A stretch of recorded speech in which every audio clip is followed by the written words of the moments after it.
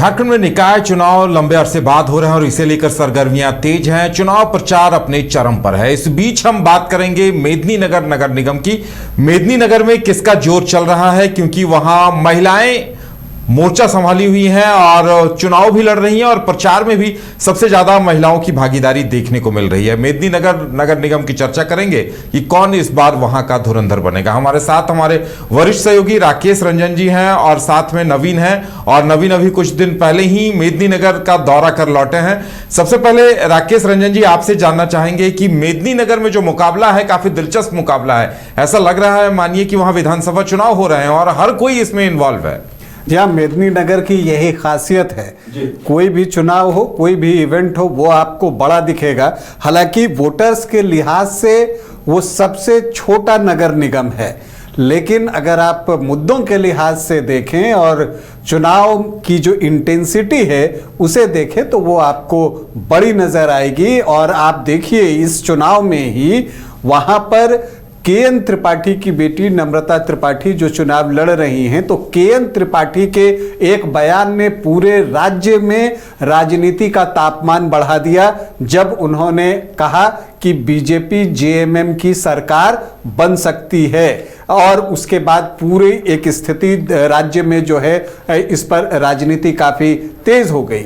अब इसके बाद आप देखिए कि वहां पर पूर्व मुख्यमंत्री रघुवर दास की एंट्री होती है और फिर जब रघुवर दास वहां पहुंचते हैं तो वो वहां के चुनावी परिदृश्य को बदलने का प्रयास करते हुए दिखते हैं। और उनके बयान को अगर आप देखें, जब वो कहते हैं कि किसी भी कीमत पर भय और आतंक का राज्य कायम नहीं होने दिया जाएगा। और साथ ही जो है उन्होंने ये भी कहा कि जेएमएम कांग्रेस संप्रदाय विशेष के वोट बैंक के लिए चुनाव लड़ रहे हैं। तो उनका इशारा जो है किस ओर है ये हम आप सभी समझ सकते हैं। तो इस लिहाज से आप देखें तो वहां चुनावी फिजा जो है बिल्कुल बदल गई है। रघुवर दास के पहुंचने के बाद जो मेयर पद की दो प्रत्याशी थी, जयश्री गुप्ता, उन्होंने जो बीजेपी समर्थित उम्मीदवार हैं निवर्तमान मेयर अरुणा शंकर, उनको समर्थन की घोषणा कर दी है। मीना गुप्ता के बारे में भी खबर आ रही है कि उन्होंने भी जो है अरुणा शंकर को समर्थन कर दिया है।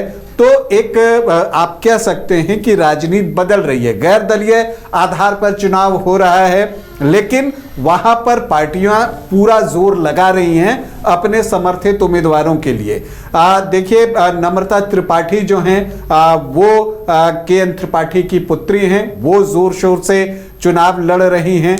पूनम सिंह हैं, जब नगर परिषद था उस वक्त वो यहाँ की चेयरमैन भी रह चुकी हैं, एक लेगेसी है उनके साथ। तो वो भी उतनी ही इंटेंसिटी के साथ चुनाव लड़ रही हैं, जेएमएम समर्थित हैं। और चूंकि वो इतनी मजबूत कैंडिडेट हैं कि उन्हीं को देखते हुए के.एन. त्रिपाठी को यह बयान देना पड़ा था कि जेएमएम बीजेपी की सरकार बन सकती है, जो इस बात का इशारा कर रहे थे कि वो किस वोटर्स तक जो है अपनी बात को पहुंचाना चाह रहे थे कि जेएमएम बीजेपी की तरफ जा सकता है, तो आप वोट हमारी तरफ ट्रांसफर कीजिए। हालांकि के.एन. त्रिपाठी के बयान पर जो राज्य का नेतृत्व है उसने कदम पीछे खींच लिए। और मुझे लगता है कि राज्य के जो कांग्रेसी नेता हैं उनके लिए एक धर्म संकट की स्थिति भी पैदा हुई, क्योंकि अगर वो के.एन. त्रिपाठी के बयान के साथ खड़े होते तो जेएमएम के साथ उनके रिश्ते खराब हो सकते थे, और ऐसा तो वो हरगिज नहीं करते। तो इसका भी एक इम्पैक्ट चुनाव पर दिखेगा। लेकिन वहां पर जयराम की भी उपस्थिति है। आयशा सिंह चुनाव लड़ रही हैं, किन्नर प्रत्याशी हैं और बहुत जोर से चुनाव लड़ रही हैं। आज जयराम से उनकी मुलाकात भी हुई थी।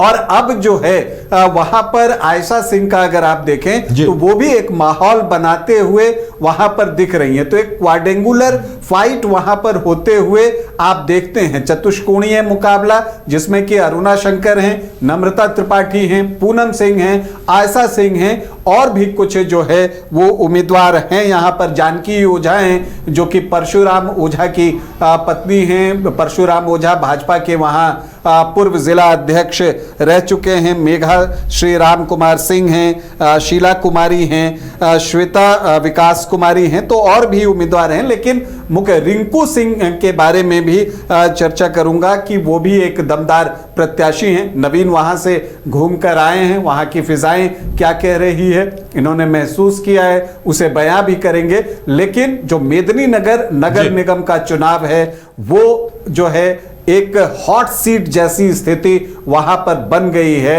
और पूरे राज्य की नजर जो है वो मेदिनीनगर नगर निगम के परिणाम पर होने जा रही है।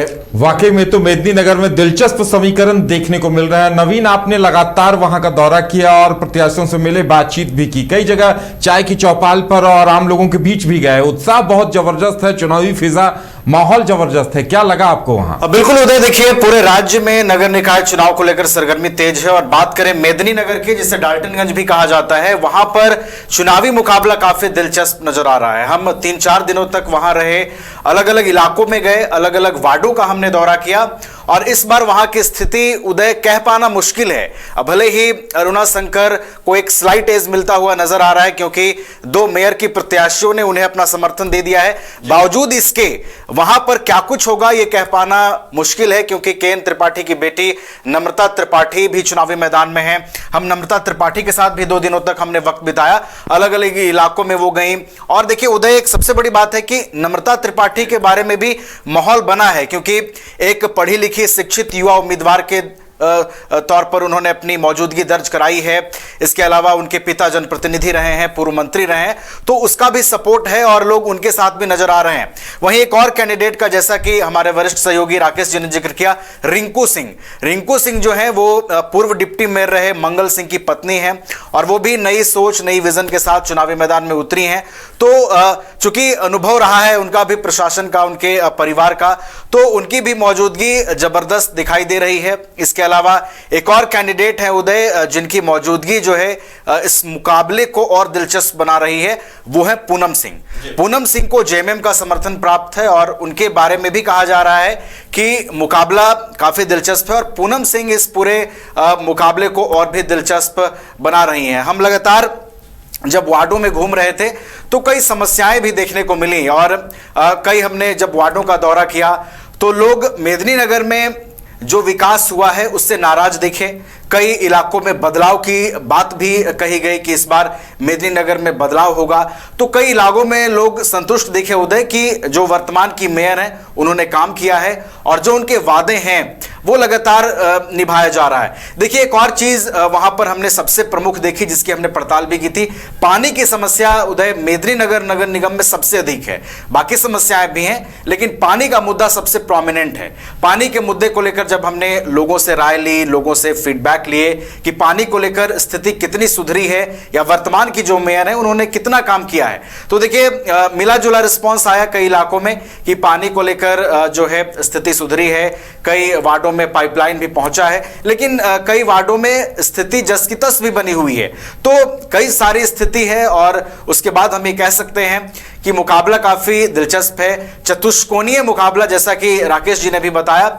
आयशा सिंह जो वहां पर कैंडिडेट हैं उनके बारे में भी हम जिक्र करना चाहेंगे उदय, क्योंकि उनका भी हमने इंटरव्यू किया था, उनसे भी बातचीत हुई थी। तो आयशा सिंह को लेकर भी माहौल है। आयशा सिंह इस मुकाबले को दिलचस्प बना रही हैं और जो वोट आयशा सिंह लाएंगी उदय, वो इस पूरे मुकाबले को बहुत दिलचस्प बनाएगा। अगर हम इस मेदिनीनगर नगर निगम चुनाव की बात करें, बिल्कुल राकेश जी, रघुवर दास जो पूर्व मुख्यमंत्री हैं झारखंड के, उनके जाने से वहां चुनावी फिजा में एक बदलाव आपको दिख रहा है क्योंकि उन्होंने जो 2 मेयर प्रत्याशी हैं उनको बीजेपी समर्थित उम्मीदवार अरुणा शंकर के पक्ष में बिठा दिया और बिठाया ही नहीं, उनको एक मंच पर वो लेकर आए, उनके घर गए वो, और वहां से यही जो बीजेपी का एक कार्य करने का तरीका है वो चीज आपको यहां पर दिखेगा।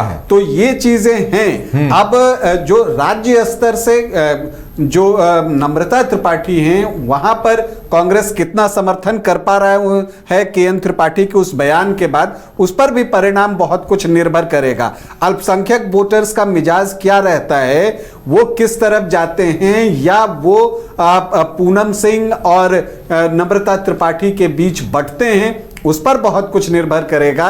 और अगर आप कहें तो ये भी आपको दिखेगा कि आयशा सिंह जो कि जयराम की पार्टी की समर्थित हैं, उन्होंने भी जो है चुनाव जैसे जैसे नजदीक आते जा रहा है उनकी भी पहुंच लोगों तक बढ़ी है और उनके बारे में भी चर्चा होने लगी है। वहां कुछ लोगों से बातचीत हुई तो उन्होंने उनके नाम की भी चर्चा की। तो रिंकू सिंह है तो मुकाबला बहुत करीबी है। और देखिए वहां पर 1,29,034 वोटर्स हैं, जिसमें पुरुष 65,827 हैं, महिला 63,206 हैं। इतने वोटर्स आपको दिखेंगे। कुल वार्ड जो है वो 35 हैं। कुल बूथ 132 बूथ पर जो है वो वोट डाले जाएंगे। रघुवर दास वहां पर जब पहुंचे तो उन्होंने कई सभाएं भी की हैं, नुक्कड़ सभाएं, जब भवानी संघ चौक पे किया, चैनपुर बाजार में किया, प्रेस कॉन्फ्रेंस भी की।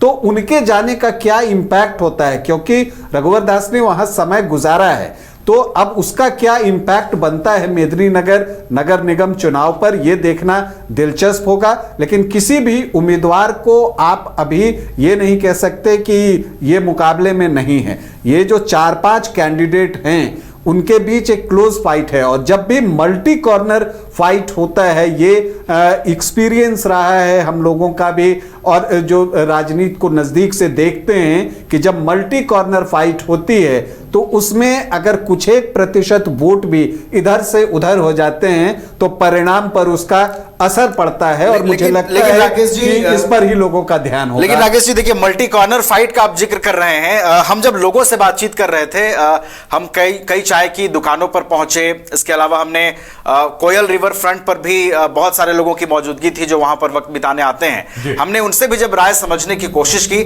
तो स्लाइट एज अरुणा शंकर को हमें देना होगा, क्योंकि जो लोग अरुणा शंकर से नाराज भी हैं या जिन लोगों को यह लगता है कि नगर निगम में जिस तरीके का कार्य होना चाहिए था वो नहीं हो पाया, वो लोग भी अरुणा शंकर को स्लाइट एज दे रहे हैं। कुल मिलाकर ये नहीं कहा जा सकता कि कौन फायदे में है, कौन नुकसान में है, किसके साथ समर्थक हैं, क्योंकि चुनावी फिजा बदलने में भी वक्त नहीं लगती। और जहां 4-4 हैवीवेट प्रत्याशी हो वहां चुनावी समीकरण कब किसके पक्ष में बदल जाए ये कहा नहीं जा सकता। लेकिन एक दिलचस्प मुकाबला देखने को मिल रहा है और प्रचार के लिए अब जो 1-2 दिनों का समय बचा है उसमें प्रत्याशी अपनी पूरी ताकत झोंक रहे हैं। देखना दिलचस्प होगा कि इसमें कौन किस पर भारी पड़ता है।